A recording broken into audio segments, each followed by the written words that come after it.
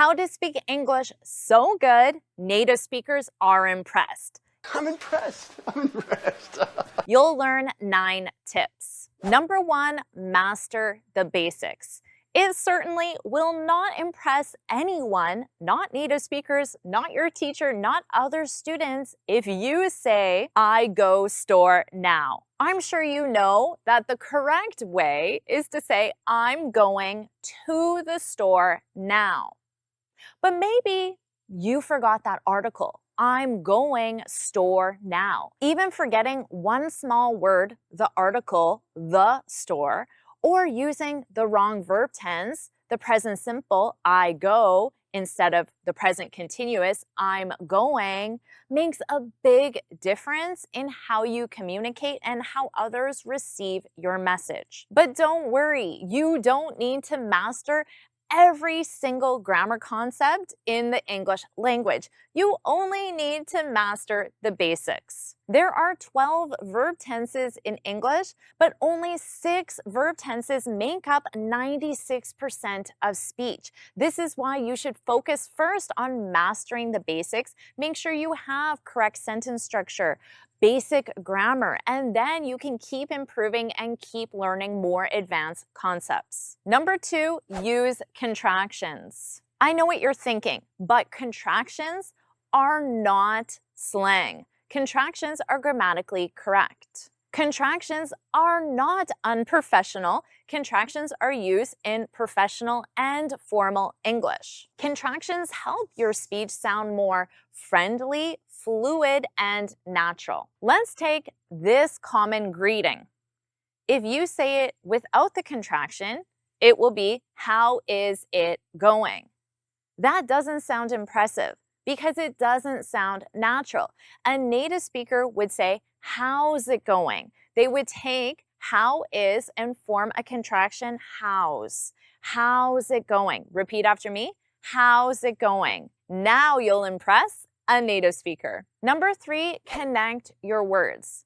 A lot of students will pause between words, but this does not sound natural. It sounds very robotic and it makes your English level seem more beginner than it probably is. So if you pause between words, it definitely won't impress native speakers. Let's take the expression we used before. How's it going? So let's say you apply tip 2 and you use that contraction. How is how's? But you pause between those words. How's it going? This won't impress a native speaker. You need to combine those sounds. So repeat after me. How's it going? We have how's and it, so we can combine that together and it sounds like how's it? How's it? How's it going? And even though there is no connection between it and going, I still don't pause between them. How's it going? Repeat after me. How's it going? So if you connect your words, you will definitely impress natives. Number 4, use idioms and expressions. Congratulations, you already learned one that will help you sound natural and impress natives. How's it going? You can use this instead of asking, how are you? Or how are you doing? How's it going? And because you know how to pronounce it, you will feel confident using it. There are so many idioms and expressions in English, and you can just add a few every day or every week to help build your vocabulary so you impress natives. Let's start with some basic ones. Instead of I'm tired, what could you say that's an alternative way? More of an expression. You could say, I'm beat. I'm beat. Instead of I'm going to bed, I'm hitting the hay. Or instead of you did a great job, you rocked it. Most of my students already use this one because I use it with my students almost every video. You rocked it. You did a great job. So if you think I'm doing a great job with this video, why don't you show your encouragement, show your support, and put rocked it in the comments to practice this so you remember it so the next time you can use it with natives to impress. And if you don't like that expression, find a different one. You can say, you rocked it, you killed it, you crushed it, you nailed it. All of those are commonly used and will impress natives. Number 5, use phrasal verbs. Phrasal verbs are not slang. Phrasal verbs are grammatically correct. Phrasal verbs are not unprofessional. Phrasal verbs are professional, friendly, and natural. And sometimes there is no other way to communicate an idea. Sometimes you must use a phrasal verb to correctly and naturally communicate this idea. Let's take a look at this image. What are the people doing? Maybe you could say they're leaving the bus. That is a direct translation. They're exiting the bus. Again, a direct translation. They're getting off the bus. This is the correct and natural way to communicate this idea. In this case, the phrasal verb get on to enter and get off to exit is the only word used to communicate this idea naturally in English. So you must use this phrasal verb to impress native speakers. Otherwise, it will sound like you're using awkward direct translations from your native language. Number 6, understand syllable stress. Since this lesson is on speaking, you must understand and use the concept of syllable stress, which may not exist in your native language, in order to speak in a natural way that impresses native speakers. In English, in every word that's more than one syllable, there is a stressed syllable and an unstressed syllable. Let's take this picture. What is this? Say it out loud. What is this? Did you say banana? Or did you say banana? Banana. Using the correct syllable stress will instantly make you sound more natural. So whenever you're learning a new word, you must learn the syllable stress. The phonetic alphabet tells you specifically where the stress is, and you can listen to an audio dictionary and listen for the syllable that sounds louder and longer. Banana, louder and longer. Na is the stressed syllable. Ba and are the unstressed. Banana. That's how you can say this word and impress native speakers. Number 7, vary your tone.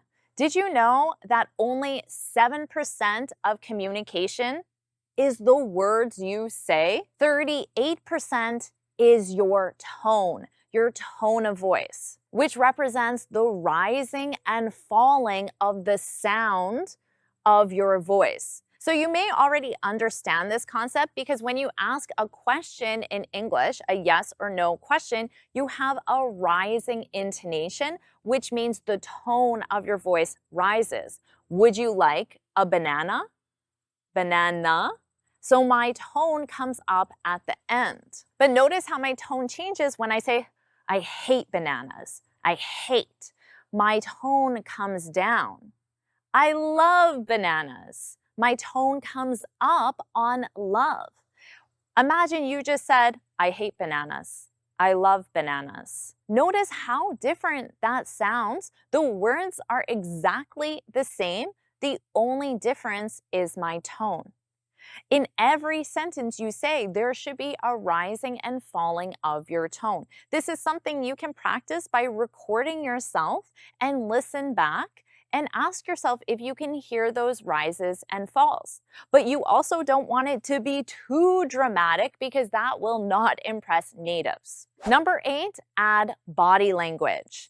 You already know that 7% of communication is your words, 38% is your tone, and that leaves 55% for, you guessed it, your body language. Let's look at this picture. Of course, there are no words, so we can't hear the tone of voice because there are no words. But these people are communicating a message. What are they communicating? I'm sure some emotions instantly come to your mind. some negative emotions instantly come to your mind. They are communicating even though there are no words. How about now?